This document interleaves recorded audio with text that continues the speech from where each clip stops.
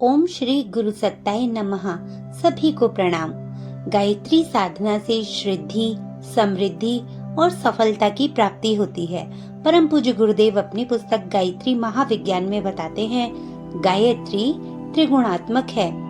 उसकी उपासना से जहाँ सतोगुण बढ़ता है, वहाँ कल्याणकारक एवं उपयोगी रजोगुण की भी अभिवृद्धि होती है।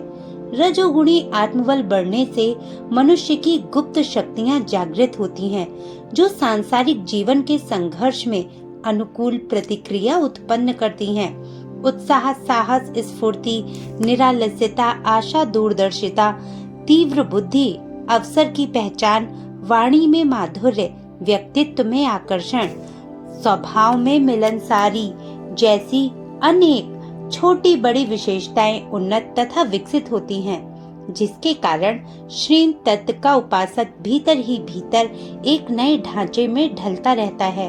उसमें ऐसे परिवर्तन हो जाते हैं जिनके कारण साधारण व्यक्ति भी धनी समृद्ध हो सकता है। गायत्री उपासकों में ऐसी त्रुटियां जो मनुष्य को दुखी बनाती हैं, नष्ट होकर वे विशेषताएं उत्पन्न होती हैं, जिनके कारण मनुष्य क्रमशः समृद्धि, संपन्नता और उन्नति की ओर अग्रसर होता है। गायत्री अपने साधकों की झोली में सोने की अशर्फियां नहीं उड़ेलती, ये ठीक है, पर ये भी ठीक है कि वह साधक में उन विशेषताओं को उत्पन्न करती है जिनके कारण वह अभावग्रस्त और दीनहीन नहीं रह सकता। इस प्रकार के अनेकों उदाहरण हमारी जानकारी में हैं, यानी गुरुदेव की जानकारी में बहुत सारे उदाहरण हैं, जिनको चलिए हम सुनते हैं। ग्राम हर्री, जिला छिंदवाड़ा के पंडित भूरेलाल ब्रह्मचारी लिखते हैं, रोजी में उत्तरोत्तर वृद्धि होने के कारण मैं धन धान्य से परिपूर्ण हूँ। जिस कार्य में हाथ डालता हूँ, उसी में सफलता मिलती है। अनेक तरह के संकटों का निवारण अपने आप ही हो जाता है। इतना तो अनुभव मेरे खुद का गायत्री मंत्र जपने का है। झांसी के पंडित लक्ष्मीकांत झा व्याकरण साहित्याचार्य लिखते हैं, बचपन से ही मुझे गायत्री पर श्रद्धा हो गई थी और उसी समय से 1-2 हजार मंत्रों का नित्य जप करता हूँ। इसी के प्रताप से मैंने साहित्याचार्य, व्याकरणाचार्य, साहित्य रत्न तथा वेद शास्त्री आदि परीक्षाएं उत्तीर्ण की तथा संस्कृत कॉलेज झांसी का प्रिंसिपल बना। मैंने एक सेठ के 16 वर्षीय मरणासन्न पुत्र के प्राण गायत्री जप के प्रभाव से बचते हुए देखे हैं, जिससे मेरी श्रद्धा और भी दृढ़ हो गई। वृंदावन के पंडित तुलसीदास शर्मा लिखते हैं, लगभग 10 वर्ष हुए होंगे। श्री उड़िया बाबा की प्रेरणा से हाथरस निवासी लाला गणेशी लाल ने गंगा किनारे करणवास में 24 लक्ष गायत्री का अनुष्ठान कराया था। उसी समय से गणेशी लाल जी की आर्थिक दशा दिन दिन ऊंची उठती चली गई और अब उनकी प्रतिष्ठा, संपन्नता तब से चौगुनी है। प्रताप के पंडित हरनारायण शर्मा लिखते हैं, जो कि प्रतापगढ़ के हैं, मेरे एक निकट संबंधी ने काशी में एक महात्मा से धन प्राप्ति का उपाय पूछा। महात्मा ने उपदेश दिया कि प्रातः काल 4 बजे उठकर शौच आदि से निवृत्त होकर स्नान संध्या के बाद खड़े होकर नित्य 1000 गायत्री मंत्र का जप किया करो। उसने ऐसा ही किया। फलस्वरूप उसका आर्थिक कष्ट दूर हो गया। प्रयाग जिले के छितौना ग्राम निवासी पंडित देव नारायण जी देव भाषा के असाधारण विद्वान और गायत्री के अनन्य उपासक हैं। 30 वर्ष की आयु तक अध्ययन करने के उपरांत उन्होंने गृहस्थाश्रम में प्रवेश किया। स्त्री बड़ी सुशील एवं पति भक्त मिली। विवाह के बहुत काल बीत जाने पर भी जब कोई संतान नहीं हुई तो वह अपने आप को बंध्यत्व से कलंकित समझकर दुखी रहने लगी। पंडित जी ने उसकी इच्छा जानकर 1.25 लक्ष जप का अनुष्ठान किया। कुछ ही दिन में उनके एक प्रतिभावान मेधावी पुत्र उत्पन्न हुआ, जो आजकल देव भाषा के सर्वोच्च उपाधि प्राप्त करने की तैयारी कर रहा है। प्रयाग के पास जमुनीपुर ग्राम में रामनिधि शास्त्री नामक एक विद्वान ब्राह्मण रहते थे। वे अत्यंत निर्धन थे, पर गायत्री साधना में उनकी बड़ी तत्परता थी। एक बार 9 दिन उपवास करके उन्होंने नवाहन पुरुषचरण किया। पुरुषचरण के अंतिम दिन अर्धरात्रि को भगवती गायत्री ने बड़े दिव्य स्वरूप में उन्हें दर्शन दिया और कहा, तुम्हारे इस घर में अमुक स्थान पर अशर्फियों से भरा घड़ा रखा है, उसे निकालकर अपनी दरिद्रता दूर करो। पंडित जी ने घड़ा निकाला और वे निर्धन से धनपति हो गए।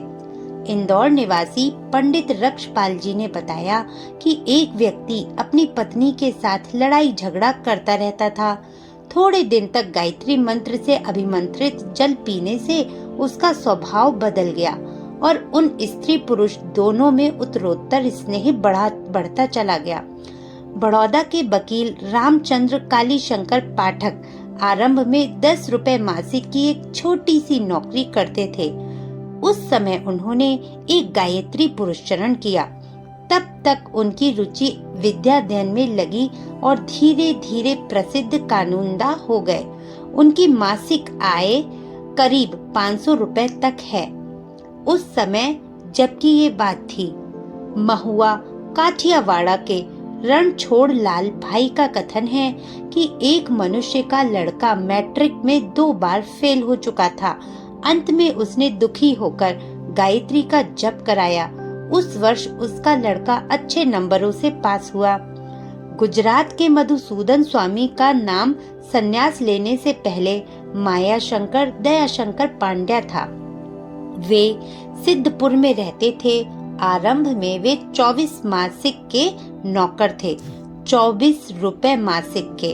उन्होंने हर रोज 1000 गायत्री जप से आरंभ करके 4000 तक बढ़ाया। फल स्वरूप उनकी पद वृद्धि हुई। वे बड़ौदा राज्य रेलवे के असिस्टेंट ट्रैफिक सुपरिंटेंडेंट के ओहदे तक पहुँचे। उस समय उनका वेतन 300 रुपया मासिक था। बाद में उन्होंने संन्यास ले लिया। मांडुक्य उपनिषद पर कारिका लिखने वाले विद्वान श्री गौड़पाद का जन्म उनके पिता के उपवास पूर्वक 7 दिन तक गायत्री जप करने के फलस्वरूप हुआ था। प्रसिद्ध साहित्यकार पंडित द्वारका प्रसाद चतुर्वेदी अपने पहले इलाहाबाद में सिविल सर्जन के हेड क्लर्क थे। उन्होंने वॉरेन हेस्टिंग्स का जीवन चरित्र लिखा है, जो राजद्रोहात्मक समझा गया और नौकरी से हाथ धोना पड़ा। बड़ा कुटुंब और जीविका का साधन न रहना, इस तपस्या के फलस्वरूप उन्हें पुस्तक लेखन का स्वतंत्र कार्य मिल गया। तब से उन्होंने पर्याप्त अनुष्ठान करने का अपना नियम बनाया और नित्य जप किया करते थे। स्वर्गीय पंडित बालकृष्ण भट्ट हिंदी के प्रसिद्ध साहित्यकार थे। वे नित्य गायत्री के 500 मंत्र जपते थे और कहा करते थे कि गायत्री जप करने वालों को कभी कोई कमी नहीं रहती। भट्ट जी सदा विद्या धन जन से भरे पूरे रहे। प्रयाग विश्वविद्यालय के प्रोफेसर क्षेत्रेश चंद्र चट्टोपाध्याय का भांजा उनके यहाँ रहकर पढ़ता था। इंटर परीक्षा के दौरान लॉजिक के पर्चे के दिन वह बहुत दुखी था, क्योंकि उस विषय में वह बालक कच्चा था। प्रोफेसर साहब ने उसे प्रोत्साहन देकर परीक्षा देने भेजा और स्वयं छुट्टी लेकर आसन जमाकर गायत्री जपने लगे। जब तक बालक लौटा तब तक बराबर जप करते रहे। बालक ने बताया उसका वह पर्चा बहुत ही अच्छा हुआ और लिखते समय उसे लगता था मानो उसकी कलम पकड़कर कोई लिखाता चलता है। वह बहुत अच्छे नंबरों से उत्तीर्ण हुआ। इलाहाबाद के पंडित प्रताप नारायण चतुर्वेदी की नौकरी छूट गई। बहुत तलाश करने पर भी जब कोई जगह न मिली तो उन्होंने अपने पिता के आदेशानुसार गायत्री का 1.25 लक्ष जप किया।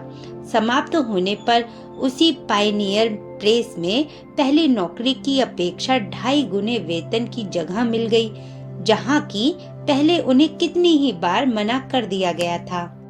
बुल्ढाना के श्री बद्री प्रसाद वर्मा बहुत निर्बल आर्थिक स्थिति के आदमी थे। 50 रुपए मासिक में उन्हें अपने 8 आदमियों के परिवार का गुजारा करना पड़ता था। कन्या विवाह योग्य हो गई थी। अच्छे घर में विवाह करने के लिए हजारों रुपया दहेज की आवश्यकता थी। वे दुखी रहते और गायत्री माता के चरणों में आंसू बहाते रहते थे।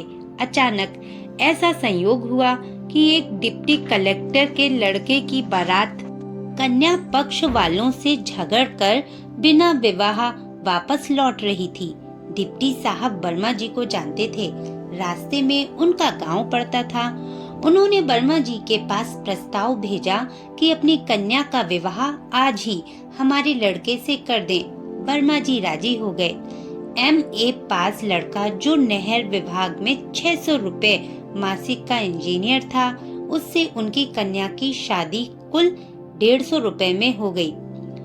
संबलपुर के बाबू कौशल किशोर माहेश्वरी अस्वर्ण माता पिता से उत्पन्न होने के कारण जाति से बहिष्कृत थे। विवाह न होने के कारण उनका चित्त बड़ा दुखी रहता था। गायत्री माता से अपना दुख रोकर चित्त हल्का कर लेते थे। 26 वर्ष की आयु में उनकी शादी एक सुशिक्षित उच्च घराने की अत्यंत रूपवती तथा सर्वगुण संपन्न कन्या के साथ हुई। माहेश्वर जी के अन्य भाई बहनों की शादी भी उच्च तथा संपन्न परिवारों में हुई। जाति बहिष्कार के अपमान से उनका परिवार पूर्णतया मुक्त हो गया। कलकत्ता के मोड़ कमल केजरीवाल आरंभ में जोधपुर राज्य के एक गांव में 12 रुपए मासिक के अध्यापक थे।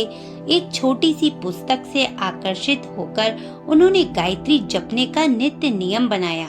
जप करते करते अचानक उनके मन में स्फुरना हुई कि मुझे कलकत्ता चले जाना चाहिए, वहाँ मेरी आर्थिक उन्नति होगी। निदान वे कलकत्ता पहुँचे। वहाँ व्यापारिक क्षेत्रों में वे नौकरी करते रहे और श्रद्धा पूर्वक गायत्री साधना करते रहे। रुई के व्यापार से उन्हें भारी लाभ हुआ और थोड़े ही दिन में लखपति बन गए।